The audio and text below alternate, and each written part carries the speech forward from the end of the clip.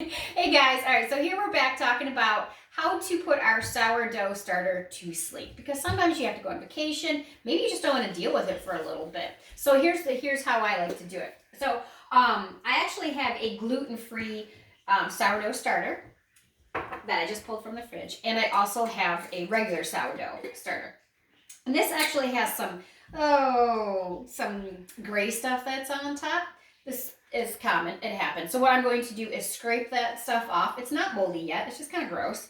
I'm going to scrape that off, and I'm still going to leave some of that sourdough starter in the bottom, and that is actually fine to go ahead and get restarted.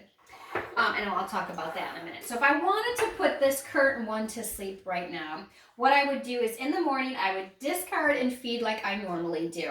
And after a couple hours, before it gets fully formed, and really there's no exact science to it, you can kind of have some leeway with it, I would go ahead and put a cap on this, and I would put it in the fridge. And you can leave that in there for quite, you can really leave it in there for a long time, but if you remember, maybe every month or so, bring it back out, feed it on the counter, let it warm up, discard, feed, put it back in the fridge, just like I said.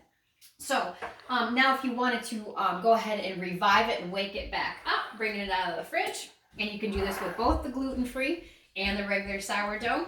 I'm just going to let this bring up to temperature. I'm going to take half away just like I would if it was sitting out, and I will start the feeding process all over.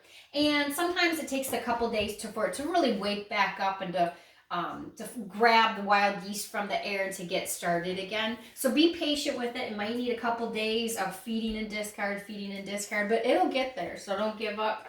And again, if you get something funky on top, as long as it's not full, hairy, moldy, black stuff, then I would, scrape off the weird stuff and just go ahead and keep using it. Because to start over, if you're not gifted a starter, it takes about a month. I know, so that takes a little bit. So that's how I like to put it to sleep, wake it back up, and then you're good to go to get started again. So see you guys.